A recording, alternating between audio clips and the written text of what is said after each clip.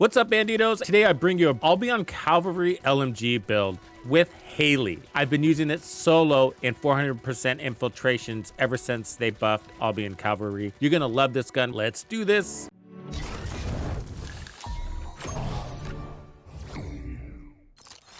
Tux makes it exciting! I'm in Vespers right now doing the special operations on 400% level, and I'm going to be doing it solo. I'm just going to let this gameplay footage roll in the background so you can see how this thing performs. It's pretty darn good. It's essentially a Hailey build, but the pairing is what I'd also like to feature here. Now let's start with the gun. It just got a buff. On hit, inflicts a mark on the enemy. On hitting an enemy inflicted with a mark, increase critical hit rate, so you get a hit rate buff. And when your weapon is fully leveled up, that's a 30% firearm critical hit rate increase to your base crits. That's pretty darn good. And then each critical hit ricochets to the nearby enemy with the highest remaining HP ratio, and this goes like way out there, man. Hailey all alone can control the field. She's still not a Freyna or not a bunny, but with her weapon and high crits, she does a damn good job holding her own. But her cryo mod is actually pretty darn effective, and I just like the crunchiness of it.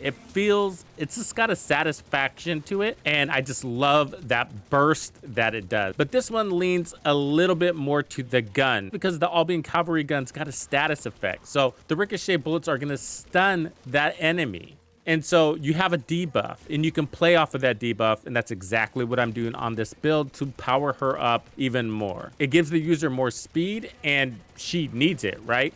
And that's up to 50%, and the intervals every 1 second. You have to be shooting for that to kick in. So it's not the greatest, because when you're not shooting, you just feel like you're walking with concrete boots. When you are shooting, man, you're coasting. It's really nice because it helps you dodge incoming. All you need to know as far as using it when it comes to your build is you're just gonna wanna have higher crits. The higher the crits, the better, because this weapon is going to perform based off of that, but it's also gonna deliver crits. And that's why it pairs nice with Hailey, because that's what she does, is deliver crit. I got chill attack, firearm attack, crit hit rate, and crit hit damage. I wanted the chill attack there so I have flexibility on the build, but there is some redundancy because I'm running a chill mod. You could put weak point damage. You could also put larger mag if you wanted to. The trigger rate for the status effects. That's the socket info right there if you want your screenshot. You want to make sure you have all of your base mods, right? So we put on rifling reinforcement, fire rate up. I do like increased RPM because this thing doesn't have the fastest RPM. I actually wish it was faster. That would help with DPS, but the longer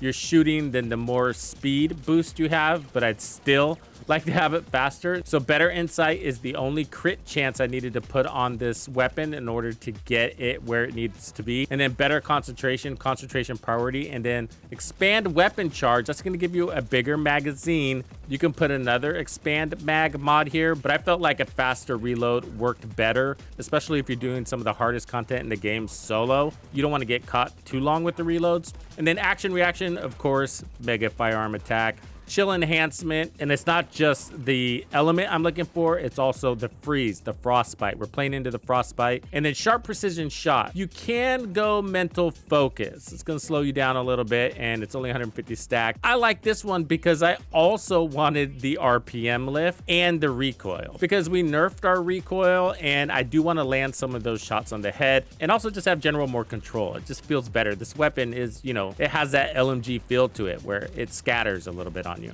And then of course you get firearm attack. I am able to hold down that trigger all the way through reload, so I don't feel like I'm getting interrupted too much here. And so I do feel like I get the most out of sharp precision shot. Flexible slots here are your chill enhancement, and then your recycling and your expand weapon charge. The mod setup for Hailey. So I'm using cryogenic cluster shot mod. I think it's pretty darn cool. It transforms her #1 into something called cryogenic cluster shots. It brings in an additional type of damage called burst damage. You can have up to 3 stacks on any one enemy, and every time you shoot that enemy, it's going to remove a stack, but it's going to send out some ice shards burst, and I have that at a radius of 8 meters. If you don't run this, what that means is you can add more stacks onto an enemy, and each of those stacks are going to be 25% more damage than with the cryogenic. But when you're taking on 400% infiltrations, what her number 1 skill tries to do, or what it does, it spreads out the stacks to as many targets evenly as possible. Getting more than 3 stacks on any one target, unless you're alone in a room with the boss, is going to be an extremely rare situation. So you will get more damage out of it, but you'll get less crowd control. I think this is a fabulous mod. It does a really good job helping me get rid of the trash mobs, so I don't have to spend time shooting them or wasting bullets on them, and I can focus fire on the big boys and keep hitting them with the cluster shot, in which sends out shards and kills everybody around them. Really cool. So as far as the burst damage, the only thing that appears to change its damage or increase its damage is skill power modifier. So not singular skill power modifier, but skill power modifier. So we're looking for that specifically. And I have that loaded on the build in a couple of different and interesting ways that you might not be used to. Increased HP, I have one of those, but you can add more HP. There is a flexible slot, but I'm really comfortable with this because we have so much crowd control from the weapon and her number 1 skill. You're mass stunning enemies. It's incredible.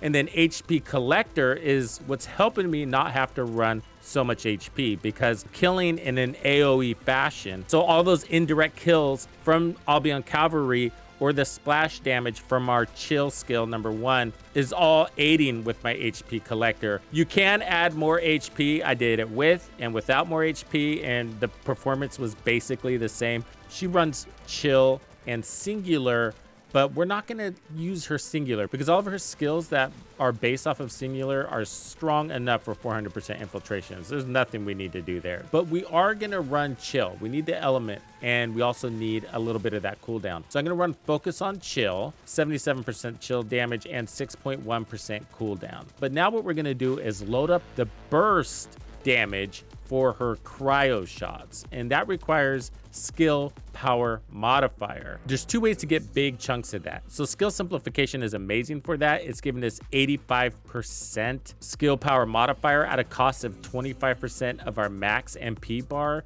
which does hurt, but we do have an answer for that with this build. There's another creative way to get skill power modifier, decimator. So we can earn decimator in 2 ways. One is the debuff from frostbite. Another one is from the debuff from the stun on the LMG. So we basically have decimator at full stacks full time, 50% skill power modifier. We're at 263 before that now, and that's going to push us to just over 310. So in order to give mass crowd control for the cryo shots, I wanted to give it range. The weapon has massive range, so I wanted to burst damage from the cryo to complement that. So as we have a bunch of people stunned, I want to have them take damage or be eliminated using the cryo shots. So skill expansion is great for that, and that's going to give us 92% more range. So currently that puts our range at 6.4 meters, but there's another nice one you can go with. Amplification control. It also gives you a little bit of shield. I'm not really playing into shield, but it's a nice to have. You could also go with frugal mindset. That would bring down your skill cost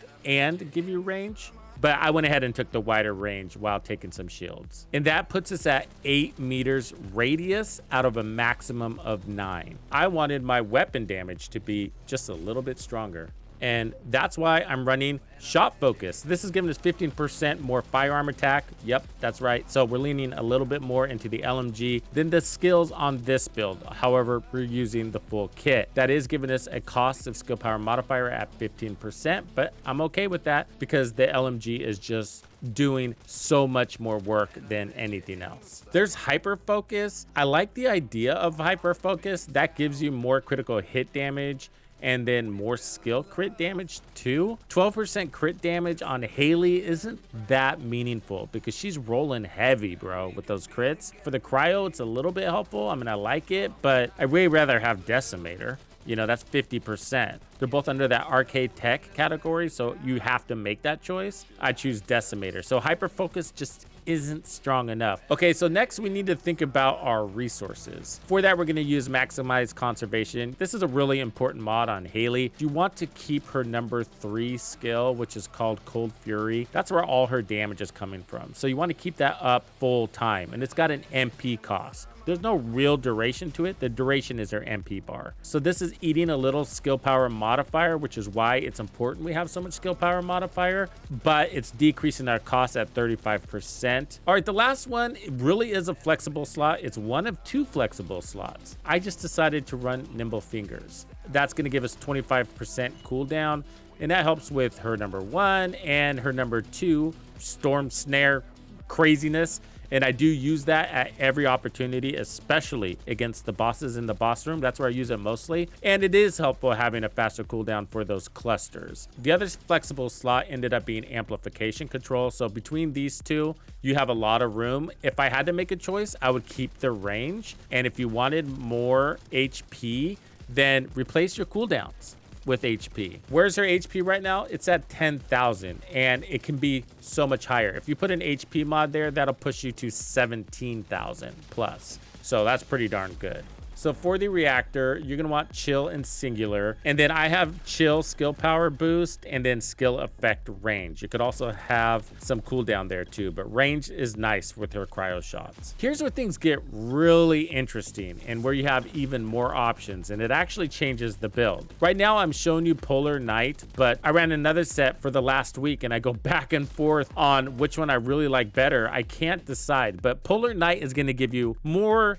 overall consistent damage. So you're gonna get chill skill power, more damage for each frostbite stack inflicted. So your weapon is going to be throwing out frostbite. That's because you have the chill attribute mods. Those put out frostbite. So each frostbite stack inflicted upon enemies, your firearm critical hit damage is going to go up by 1.7%, and your skill crits are going to go up by 6, up to 10. That's 60% critical hit damage for 5 seconds. The chance on that will be at 30%. There are so many enemies. That is definitely kicking in a lot. And then when defeating an enemy inflicted with frostbite, inflicts additional damage, a whole nother layer, equivalent to 12.2% of max HP on other enemies within a 2.5 meter radius at a 30% chance. So that's more AoE collateral damage. So it's really cool. So you're going to want to go with max HP and MP everywhere that matters. HP here, max MP and consumable drop rate. And Polar, you can farm from the Dead Bride. Her memory unit, I have defense and MP recovery. Of course, that comes with shield, max HP, item acquisition.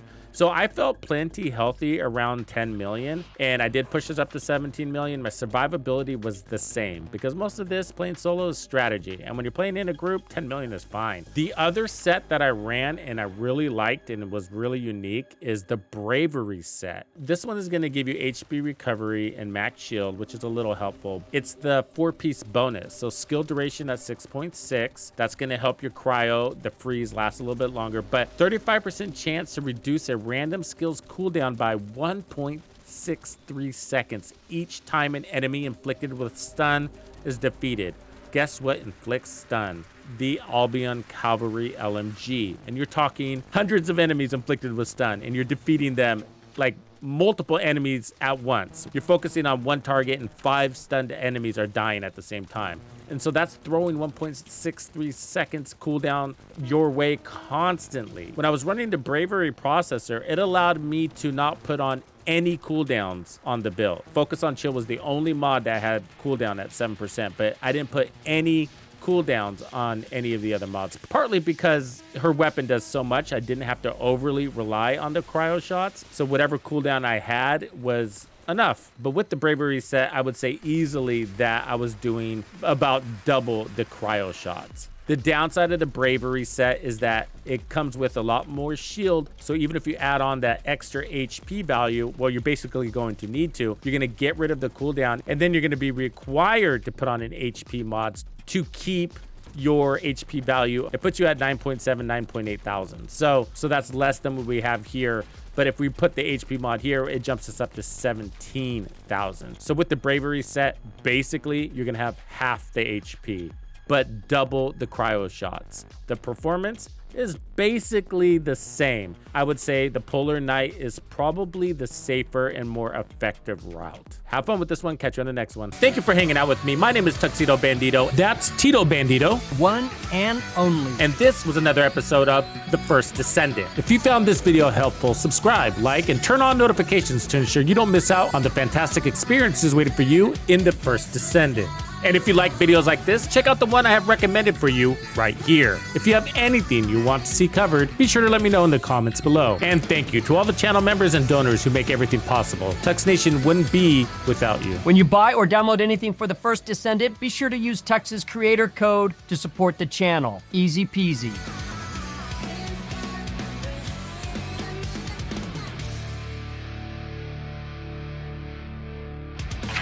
Follow me.